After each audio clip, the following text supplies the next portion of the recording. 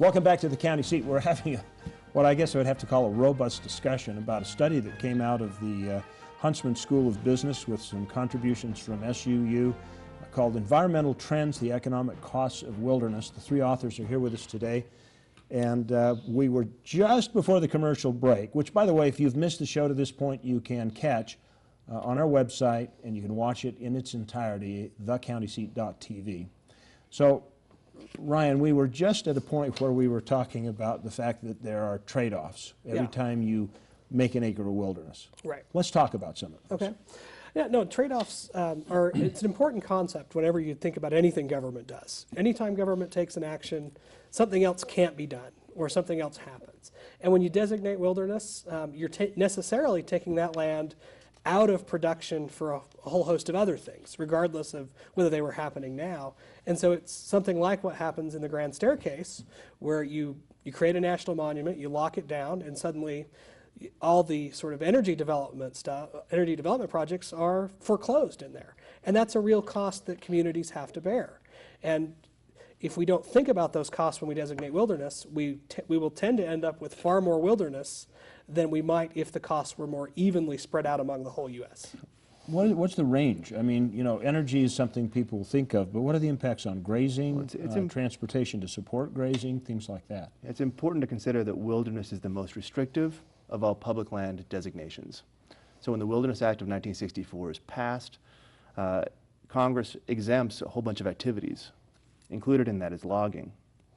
Anything that requires mechanized travel or mechanized equipment for that matter. And so you can't necessarily bring an ATV in a wilderness area. That has been interpreted so far as to mean you can't ride a mountain bike in a wilderness area. You can't take a camera in there.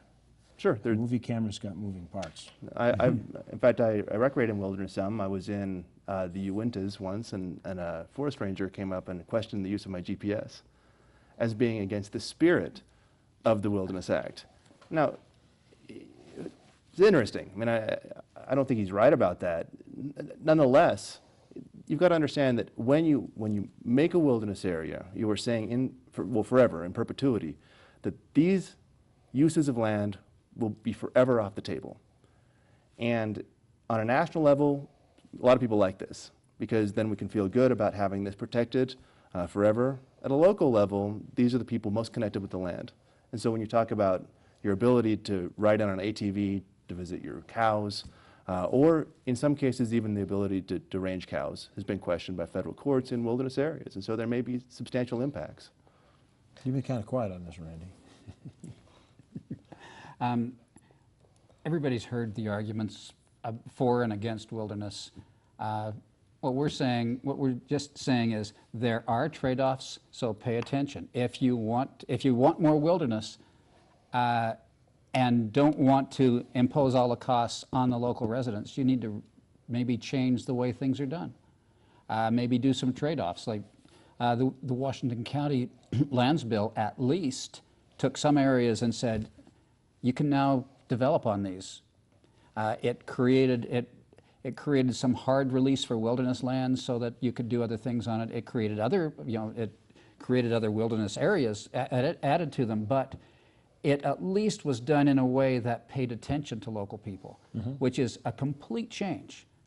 It was based on some similar legislation in Southern Nevada, but it was a complete change saying at least local people ought to matter a little bit. Okay, we have about a minute left in this segment. I know we have other things to move on to. The one last point that I would like to ask is, when is somebody going to, do you think there's some value to coming up with some kind of designated land that is not wilderness but's not completely open? Is there a middle ground there that should be developed in concept? That sounds like a reasonable solution that probably has no political chance of happening. Typically, most reasonable solutions fall prey to that. No, I think it's clear that part of the problem with wilderness is that it doesn't take into account the context that the land is in. And protection of some lands is clearly appropriate and important, but the idea that every land needs the same set of restrictions is a real problem, and it doesn't take into account that context. Also, I'd have to say that other lands may have more tourism revenue. For instance, if you designate a national park, Moab is not necessarily harmed by having Arches National Park. People like to go see Arches, and that may generate tourism revenue. Additional wilderness in other areas may have less of a draw.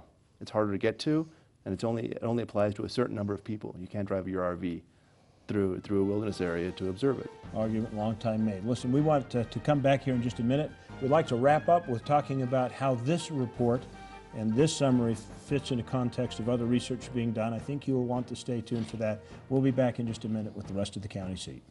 Native Americans called it the land of the sleeping rainbow. It's a place of unparalleled enchantment where history, splendor, and industry meet. We call it Sevier County. Experience the Paiute Trail by ATV. Explore 7 national parks, all within a few hours' drive. Gaze down at the world from an entirely new perspective. Join us in Sevier County and discover real Utah. Come, explore the Paiute Trail and beyond. Almost 45% of the oil produced in Utah, 7.8 million barrels, comes from Duchesne County.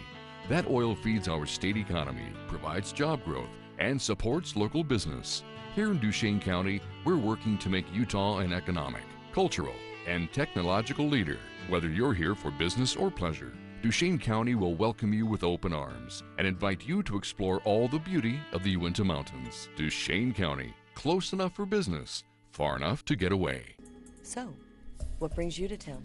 What brings anyone to St. George? A couple rounds of golf, a little relaxation. What is that all? Is there more?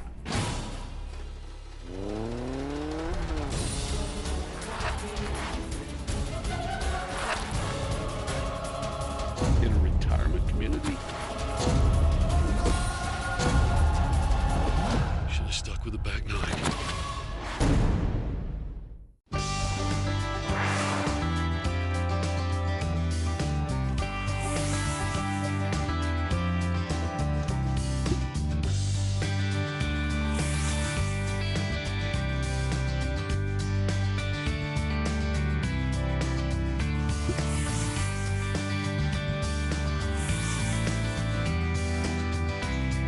Fall in love with fall, Logan, Utah.